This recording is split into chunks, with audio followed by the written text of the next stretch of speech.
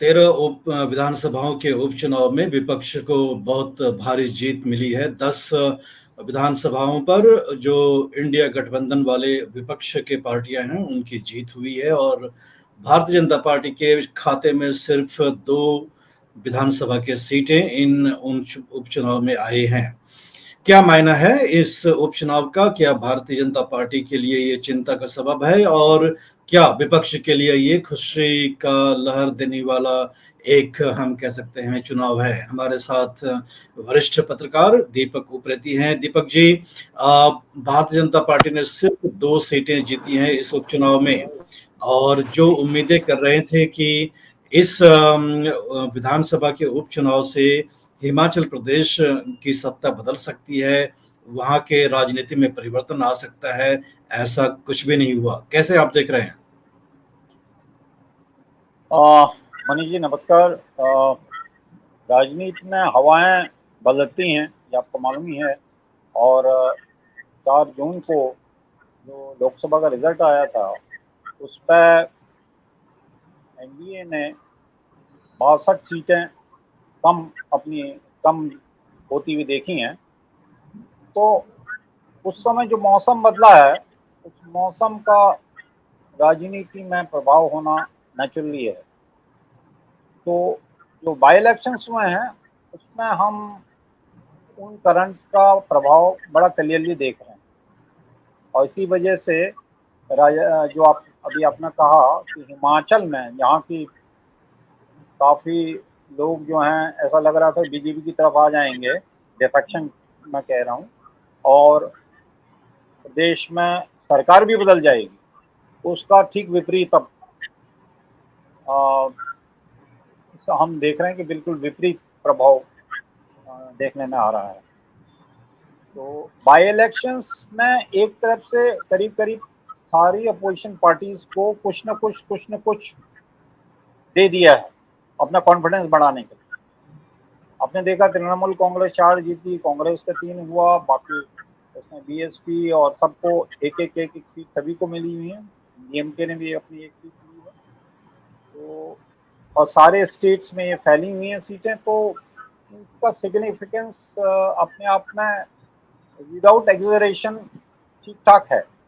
ये कोई definitive current अभी नहीं दिखाती हैं, लेकिन एक तरह का लोकसभा के बाद जो एक मोड़ आया है उस मोड़ की थोड़ी बहुत कंटिन्यूटी है, लेकिन एक डेफिनेटिव चेंज अभी देखने के लिए हमको अक्टूबर का इंतजार करना पड़ेगा, जबकि 3 स्टेट असेंबलीज में इलेक्शंस अक्टूबर में 3 राज्यों में विधानसभा के चुनाव होने हैं, महाराष्ट्र, हरियाणा और झारखंड। लेकिन हम अभी हिमाचल प्रदेश पर रुकेंगे। हिमाचल प्रदेश पर इसलिए रुकेंगे क्योंकि जब राज्यसभा का वहां पर चुनाव हुआ था, कांग्रेस के उम्मीदवार अभिषेक मनु सिंघवी की हार हुई थी और कई सारे कांग्रेस के जो विधायक थे उन्होंने भारतीय जनता पार्टी के उम्मीदवार को राज्यसभा के चुनाव में वोट किया था। तकरीबन 7 ऐसे कांग्रेस के एमएलए थे जिनका डिस्क्वालिफिकेशन बाद में हुआ मेंबरशिप। पिछले महीने जो उपचुनाव हुए थे उस 4 विधानसभा सीटों पर 4 के 4 कांग्रेस के पास वापस आ गए थे और अब बचे हुए 3 विधानसभा सीट में 2 कांग्रेस के पास चले गए और 1 बीजेपी के पास आया है। क्या आप मानते हैं दीपक जी कि सुखविंदर सिंह सुक्खू ने साबित कर दिया कि वो मजे हुए खिलाड़ी हैं राजनीति के? हाँ, ये लगता तो है कि उन्होंने जैसे उनकी पत्नी भी संतोष ठाकुर वो भी जीत गई हैं और अच्छे खासे मार्जिन से जीती हैं, और टर्न कोर्स जितने भी हैं उनकी काफ़ी हार हुई है। तो जो पुराना बीजेपी का ये था कि जितने भी दमदार कैंडिडेट्स हैं उनको अपनी तरफ कर दो और फिर उसके बाद आप जीत जाएंगे, वो ट्रेंड अब सक्सेसफुल होता दिख नहीं रहा। और जहाँ तक बीजेपी की बात है कि हमीरपुर की सीट इन्होंने, जो कि अनुराग ठाकुर का अपना गढ़ है, जो पहले केंद्रीय मंत्री थे, यही एक जीत पाए हैं। तो अब ऐसा लग रहा है कि कांग्रेस वहाँ कंसोलिडेशन करने की प्रोसेस में है और उसमें सुक्खू थोड़ा बहुत सक्सेसफुल हुए हैं। दीपक जी, आपने एक बहुत ही खास बात अभी कहा आपने, और हम चाहेंगे कि हम इस विषय पर अभी थोड़ा देर रुकें। आपने कहा कि जो टर्न कोर्ट्स बीजेपी ने उतारे इस उपचुनाव में, वो खासा कामयाब नहीं हुए। तीनों के तीन हिमाचल प्रदेश के सीटों पर भारतीय जनता पार्टी ने बाहरी उम्मीदवार ही खड़े किए थे। तीनों के तीनों पहले इंडिपेंडेंट्स थे। जब उन्होंने भारतीय जनता पार्टी में ज्वाइन किया, तब उनको तीनों को उम्मीदवार बीजेपी ने बनाया। और जो बीजेपी के पुराने नेता थे, उन्होंने कैंपेन नहीं किया इन तीनों के पक्ष में, ऐसा वहां के रिपोर्ट से मालूम चल रहा है। यही बात दीपक जी आपके राज्य उत्तराखंड में भी देखी गई, जहां की जी बीजेपी के टर्न कोर्ट्स हार गए। और जी। पश्चिम बंगाल में भी थोड़ी बहुत कहानी ऐसी ही है। तो क्या ये टर्न कोर्ट वाली पॉलिटिक्स का अंत हो गया, हम ऐसा माने भारतीय जनता पार्टी के संदर्भ में? देखिए, मेरे को ये लगता है कि जो वॉशिंग मशीन वाली जो थ्योरी है अपोजिशन की, जो काफ़ी बार उन्होंने रिपीट की, लेकिन लोकसभा इलेक्शंस के बाद जब एक लोगों ने देखा कि वाक़ई एक tide is turning now, definitive तरीके से नहीं हुआ, लेकिन 62 सीटें नीचे आ गईं। तो उसके बाद ये जो टर्न कोर्ट वाला जो है, दल बदलुओं का, जो आपको दल बदलुओं का जो सक्सेस रेट है, वो एकदम कम हो गया। इसका मतलब है कि जो एक तरह का सिनिसिज्म जो वोटर्स का था, जो एक लेवल पे था, लेकिन वो किसी तरह से एक तरह से बीजेपी के अगेंस्ट वोट देने से रुक रहा था, क्योंकि मोदी का एक जो नेशनल इमेज जो था और क्रेडिबिलिटी बनी रही थी, वो लोकसभा इलेक्शन के बाद तुरंत कहीं से गायब होती हुई दिख रही है। और उसी का रिजल्ट है कि टर्न कोर्ट्स को जो है बहुत डेफिनेटिव तरीके से रिजेक्ट किया जा रहा है। तो लोगों ने भी इसमें एक मैसेज दिया है कि अब ये जो है ट्रिक जो है, ये कामयाब नहीं होगी, क्योंकि लेकिन अगर आपको लगता है दीपक जी की जो भारतीय जनता पार्टी की जो नेतृत्व अभी है, वो इस लेसन को समझेंगी और इस पर कोई अपना विचार करेंगी? देखिए, अगर हम बीजेपी के आईटी सेल के जो प्रमुख हैं अमित मालवीय, उनकी बात रहे, वो इसको रेशनलाइज कर रहे हैं अपने तरीके से, ठीक है, कर रहे हैं। उनका कहना है कि 9 सीटें ऐसी थी जो हमारी नहीं थी, जो जो हारे हैं, 9 सीटें जो थी, तो और इंडिपेंडेंस थे, तो इसमें कोई खास बात नहीं है। और दूसरा उन्होंने कह दिया कि वेस्ट बंगाल में जो है इलेक्शंस फेयर नहीं थे, बहुत वायलेंस थी और ये थी, और इसलिए वहाँ का रिजल्ट ये है। तो ये इंटरनल एनालिसिस कैसे हो रहा है अंदर, ये तो बीजेपी के इनसाइडर ही बता सकेंगे। लेकिन जहाँ का वेस्ट बंगाल की बात है, जहाँ उन्होंने कहा कि साहब ये फेयर नहीं है, अभी लोकसभा इलेक्शंस में 18 से 12 सीट में आ गई बीजेपी, तो वो तो एक उनको अपना लेसन अपना आप ही लेना पड़ेगा, उनको रियलाइज करना पड़ेगा कि भाई अब चीज़ें वैसी नहीं रही हैं, और ये ट्रेंड अगर बहुत बेसिक लेवल पे एक सुचिता वाली राजनीति जो है, मतलब जहाँ तक मैं कह रहा हूँ कि टर्न कोर्ट्स को न लेने की, उसमें बदलाव नहीं होगा। इनफैक्ट मैं यहाँ पर ये भी जोड़ना चाहूँगा कि बहुत समय से बीजेपी के अंदर भी बहुत ये सुगबुगाहट है कि कुछ समय बाद मतलब जितने कांग्रेसी आ गए हैं वहाँ की कांग्रेस वर्किंग कमेटी की मीटिंग ही वहाँ ना हो जाए अलग से बीजेपी में। हाँ, जैसे हमने कहा भी था कि भाई अब ऐसा चलता रहा तो भाई बीजेपी कहाँ रहेगी, अगर बीजेपी की आइडियोलॉजी अपनी कुछ है तो हमने बिल्कुल। जब किससे आपको मालूम है कि उनके नेता हैं, उनका नाम लेना ठीक नहीं, उनसे हमने पूछा था, हमने कहा भाई लॉन्ग टर्म में फिर बीजेपी क्या बन जाएगी, तो उन्होंने कहा देखिए लॉन्ग टर्म किसने देखा है, तो तो किसने देखा है, लेकिन वो अगर रहेगा तो ये रिजल्ट इसी तरह के आएंगे। जी लेकिन नितिन गडकरी ने कल गोवा में एक भाषण में बोला है कि कांग्रेस करण जो है बीजेपी का नहीं होना चाहिए। इस तरह की बात उन्होंने कही है कि BJP is a party with a difference. लेकिन Deepak ji, BJP is a party with a difference शायद अब कथनी में ही रह गया है, क्योंकि जो अमित मालवीय ने कहा कि हमारे सीटें नहीं थी पश्चिम बंगाल में, 4 में से 3 सीटें बीजेपी की जीती हुई थी 2021 के विधानसभा चुनाव में, और 4 में से एक जो तृणमूल ने जीता है, वो 12 साल के बाद पहली बार तृणमूल ने जीता है। तो एक तरह से हम देखें कि 19 के बाद तृणमूल ने अपनी जमीन वापस छीन ली है पश्चिम बंगाल में और अपना दबदबा बढ़ाता ही जा रहा है। क्या हम इसे माने दीपक जी कि अब पश्चिम बंगाल के जमीन से बीजेपी की जो पकड़ थी वो अब ढीली होती जा रही है? हाँ, ढीली हुई है, लेकिन ये तो मानना पड़ेगा कि 2014 के बाद जिस तरह का रैपिड प्रोग्रेस बीजेपी ने वेस्ट बंगाल में की थी, उसकी बहुत ज़्यादा कल्पना मेरे ख्याल से उनके विरोधियों को नहीं थी, क्योंकि 72 सीटें लाए और सीपीआई सीपीएम को बिल्कुल साइड कर दिया, कांग्रेस को साइड कर दिया। तो वो तो इनका काफ़ी बड़ी कामयाबी थी, लेकिन अब जहाँ के इनके जो दल बदलू थे, जो वापस चल आपने देखा ही होगा बीच में कितने थे जो इनके पास आए और वापस फिर तृणमूल में चले गए।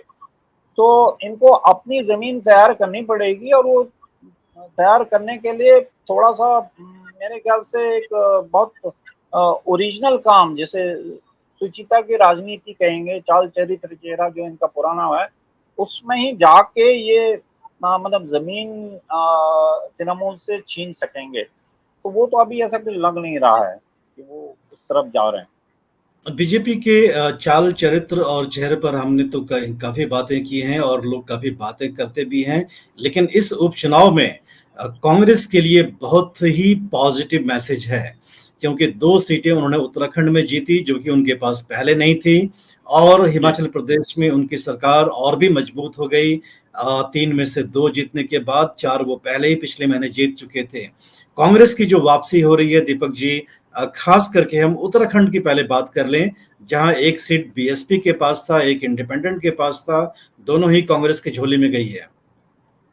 हाँ, ये बात तो है कि इससे पहले भी जब ये असेंबली इलेक्शंस हुए थे, तो हरीश रावत जो पूर्व चीफ मिनिस्टर रहे हैं स्टेट के, उनको चीफ मिनिस्टर कैंडिडेट घोषित करने में बहुत देर कांग्रेस ने लगाई थी और बहुत इंडिसीजन वहाँ किया था। नहीं तो ये माना जा रहा था कि उत्तराखंड में भी 50-50 है और कांग्रेस एच ले सकती है वहाँ। लेकिन बीजेपी का ऑर्गेनाइजेशनल और एक क्लैरिटी थी और स्ट्रेटजी में क्लैरिटी थी, तो वहाँ पर उन्होंने जैसे आपने लोकसभा में देखा सारी सीटें 5 की 5 बीजेपी में आ गई, लेकिन अब वस्तु स्थिति थोड़ा परिवर्तन ले रही है और उसको बीजेपी को समझना पड़ेगा कि ये कहीं जो से स्नोबॉल इफेक्ट है वो ना हो जाए। लेकिन एक इसमें एक बात मैं और भी जोड़ना चाहूँगा कि जब हम ये बात कह रहे हैं कि अपोजिशन या कांग्रेस की स्थिति अच्छी हो रही है, तो हमको ये नहीं भूलना चाहिए कि पूरे ड्रामेटिकली अभी ग्राउंड रियलिटी में परिवर्तन नहीं हुआ है। बीजेपी अभी भी ऑर्गेनाइजेशनली बहुत स्ट्रांग है सारे स्टेट्स में और उनका डिसीजन मेकिंग अभी भी काफ़ी क्लियर है अपने लेवल पर। अब वो कोर्स करेक्शन क्या करेंगे वो तो वही बताएंगे, लेकिन इसका मैं ये कह रहा हूँ कि लेकिन उनकी राजनीति में थोड़ा सा एक तरह से जिसमें कि क्रेडिबिलिटी बढ़े उसकी तरफ होना चाहिए। कि जैसे मैं अभी बताऊंगा, ये कहना चाहूंगा कि लास्ट अभी फ्राइडे में जो एमएलसी के इलेक्शंस हुए थे महाराष्ट्र, जी। वहां पर 9 की 9 सीटें जो हैं वो महायुति ले गई है बीजेपी और इनके उसमें क्वेश्चन नहीं आया। तो लेकिन वहाँ वहाँ पर भी जो हुआ है कि वो क्रॉस वोटिंग हुई है, जो कांग्रेस ने क्रॉस वोटिंग करके महायुति या बीजेपी लेड फ्रंट को जिताया है। तो इसमें जो बीजेपी की जो महारत हासिल है, तो अभी आप पूरी तरह से नहीं कह सकते कि राजनीति में बहुत ही ज़्यादा ड्रामेटिक चेंजेस आ गए हैं। अपोजिशन में के बहुत सारे वीक पॉइंट्स हैं, उनको उनको देखना पड़ेगा और ख़ासतौर पे ये दोहरा मापदंड जैसे भी आपने देखा होगा। अभी मैं थोड़ा-सा सब्जेक्ट से डाइग्रेस कर रहा हूँ। अभी जो बड़ी शादी हुई है, इसमें लालू के बेटे और ये सारे गए थे और उसी में एक वीडियो काफ़ी वायरल हो रहा है कि उसमें जो तेजस्वी हैं वो ये कहते पहले दिख रहे हैं कि मोदी गवर्नमेंट तो पूरी तरह से धनपतियों की गवर्नमेंट है और उसमें अंबानीज और टाटा और अंबानी यही सारे दिखते हैं। और अब वो पूरे परिवार के समेत, ये जो हमारे राजनीति में दोहरा मापदंड है, इसका बहुत ही अच्छा एग्जाम्पल है। तो मैंने कहने का मतलब है कि राजनीति में कोई दूसरा ध्रुव बीजेपी के अलावा लोगों को जो एक बहुत एक किसी एक नए पन पर बैठा हो, वो दिखे तो फिर एक ड्रामेटिक चेंज की बात करें। अभी तो मुझे लगता नहीं है, लेकिन जैसे हमने शुरू में बात किया कि महाराष्ट्र, हरियाणा और झारखंड, इसके इलेक्शन रिजल्ट जो है एक तरह का थोड़ा सा और डेफिनेटिव इंडिकेशंस देंगे, तो उसके लिए हमको इंतजार करना पड़ेगा। जो 3 राज्यों में चुनाव होने हैं, उसमें से प्रमुख तौर पर हरियाणा में सीधा मुकाबला होने की गुंजाइश लग रही है कांग्रेस और भाजपा के बीच में। उसके अलावा जो भाजपा वाला गठबंधन है वो विपक्ष वाले गठबंधन से लड़ेगा महाराष्ट्र और झारखंड के अंदर में। तो ये जो 13 विधानसभाओं का जो उपचुनाव हुआ, उसके जो रिजल्ट आए, क्या उससे हम कोई सिग्नल आने वाले विधानसभा चुनाव में देख सकते हैं, या विपक्ष के लिए कोई मैसेज इसमें छिपा हुआ है? देखिए, by elections as such, assembly elections या लोकसभा इलेक्शंस, उसका बहुत ज़्यादा इंडिकेशन है। इसके लोकल रीजंस बहुत होते हैं। वैसे ही स्टेट का एक अपना एक अपना टेम्पलेट होता है राजनीति का, और उस टेम्पलेट में ही स्विंग्स होते हैं, है नहीं? तो लेकिन ये माना जा रहा है कि महाराष्ट्र में अगर महाविकास आघाड़ी और पूरी तरह से सीट शेयरिंग बहुत अच्छा करें तो काफ़ी मतलब एक तरह का दमदार टक्कर महायुति को दे सकती हैं। और जैसे कि हमने लोकसभा में देखा, इलेक्शन में सीटें काफ़ी कम हुई हैं, तो उसका रिफ्लेक्शन इसमें नहीं पड़ेगा, ये कहना तो थोड़ा सा वो मैच्योर नहीं होगा, तो पड़ेगा ज़रूर। तो बीजेपी को काफ़ी अपने आप को एक तरह से री इन्वेंट करना पड़ेगा इन तीनों स्टेट्स में जीतने के लिए। और ये जो आपने बाई इलेक्शन की बात कही है, बाई इलेक्शन के बाद अगर 3 स्टेट्स में स्लाइड करती है बीजेपी, तो फिर वो जो मैंने कहा था स्नो बॉलिंग है, इनफैक्ट वो हो सकता है, और अपोजिशन को काफ़ी कॉन्फिडेंस मिल सकता है। तो दीपक जी ये कह रहे हैं कि आने वाले जो 3 राज्यों में विधानसभा के चुनाव होने हैं, अगर वहां पर भारतीय जनता पार्टी को नुकसान होता है तो उसके स्नोबॉलिंग इफेक्ट बीजेपी के अंदर देखे जा सकते हैं। लेकिन जो लोकसभा चुनाव के नतीजे आए, उसका अकाउंटेबिलिटी किसी पर लिया नहीं गया। भारतीय जनता पार्टी के अध्यक्ष के रूप में जेपी नड्डा अभी भी काम कर रहे हैं मंत्री बनने के बावजूद। और तीनों राज्यों में चुनाव में क्या होगा उसके लिए अभी समय बाकी है, लेकिन विधानसभा के उपचुनाव बताते हैं कि विपक्ष के साथ जनता धीरे धीरे जुड़ती जा रही है। दीपक जी, आपका हमसे बात करने के लिए बहुत बहुत धन्यवाद। एक नए विषय के साथ आपके साथ हम दोबारा जुड़ेंगे। Thank you so much. नमस्कार। नमस्कार।